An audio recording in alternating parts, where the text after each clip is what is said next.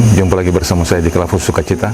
Bapak Ibu, saudara-saudari, sahabat Kelafus di mana saya berada, dalam perjumpaan kita setiap hari, dalam pergumulan kita dan dalam semua hal yang kita juangkan setiap hari kehidupan kita, selalu kita berhadapan dengan banyak tantangan dan kita membutuhkan firman sebagai kekuatan yang selalu menyegarkan kita dan memampukan kita untuk selalu bertahan dalam hidup ini.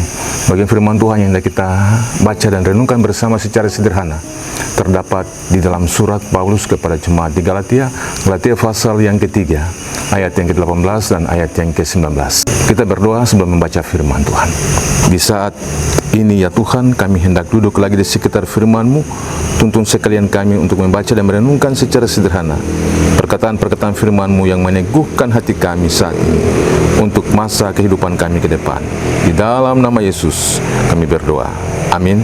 Sekali lagi Galatia pasal yang ketiga, ayat yang ke-18 dan ayat yang ke-19 berkata, sebab jikalau apa yang ditentukan Allah berasal dari hukum Taurat, ia tidak berasal dari janji, tetapi justru oleh janjilah Allah telah menganugerahkan kasih karunia-Nya kepada Abraham.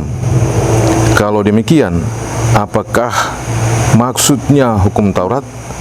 Ia ditambahkan oleh karena pelanggaran sampai datang keturunan yang dimaksud oleh janji itu, dan ia disampaikan dengan perantaraan malaikat-malaikat ke dalam tangan seorang pengantara. Demikian firman Tuhan. Tuhan memberkati kita dari firman ini.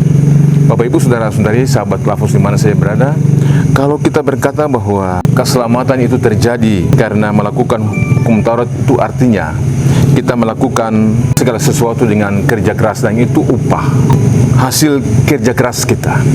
Tetapi kalau keselamatan itu adalah janji atau warisan itu adalah janji, maka itu adalah anugerah Allah yang terbesar dalam hidup kita. Bapak Ibu, saudara-saudari kekasih Kristus di mana saya berada, bayangkan saja kalau kita menerima sebuah rumah dari orang tua berdasarkan warisan itu. Wasiat itu diberikan kepada kita, dan surat wasiat itu ada terus pada kita ketika bertahun-tahun lamanya kita mendapatkan lagi dari seseorang surat perintah atau surat peraturan tentang rumah itu, di mana surat itu ditempel di dinding rumah itu dan berkata bahwa untuk melakukan semua hal menjadi milik rumah itu harus melakukan ini, melakukan itu, dan lain sebagainya. Dengan kata lain, membersihkan rumah ini atau membuat apa yang menjadi aturan rumah ini supaya rumah ini tetap menjadi milik.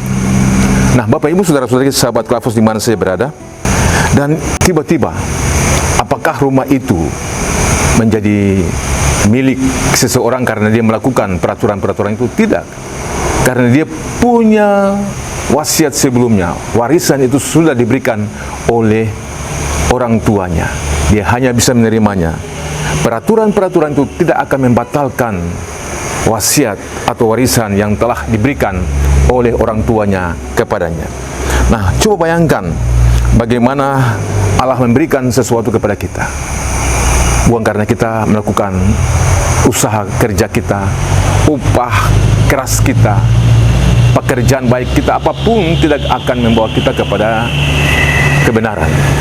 Karena sesungguhnya, sekali lagi, ketika kita mau melakukan sesuatu yang benar menurut ukuran kita, maka kita berhadapan dengan sesuatu yang tidak benar. Dan karena itu kita membutuhkan seorang penolong. Ada pertolongan untuk kita, untuk dapat membenarkan seluruh kita, kehidupan kita. Dengan demikian kita belajar untuk mengimani dan mengamini apa yang dilakukan Allah dalam hidup kita sebagai tanda syukur bahwa anugerah, keselamatan, kebenaran itu diberikan Allah kepada kita itu cuma-cuma, bukan hasil usaha kita. Dengan demikian jangan ada orang yang membanggakan diri untuk semua yang telah ia miliki. Kita boleh punya semua, kita boleh punya ini dan itu, tetapi semua itu adalah anugerah Allah yang terbesar dalam hidup. Tanda syukur harus kita naikkan. Bagian ini sebenarnya mewarnai seluruh jalan hidup kita, karena dengan demikian kita tidak menjadi orang yang ego, orang yang ambisi, orang yang mementingkan diri sendiri, tetapi orang yang taat dan bersyukur kepada Tuhan untuk tanda selamat, untuk kebenaran yang telah Tuhan anugerahkan. Tuhan memberkati firman ini dalam hidup kita setiap hari sebagai orang-orang yang telah diselamatkan. Amin. Mari kita berdoa. Kami bersyukur Tuhan untuk waktu ini, firman yang telah kami dengar.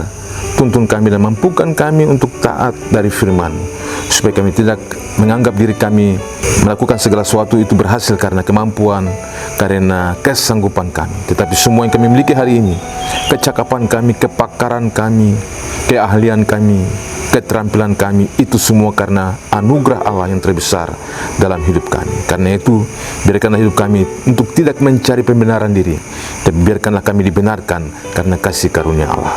Di dalam nama Yesus kami berdoa. Amin. Shalom. Tuhan Yesus memberkati.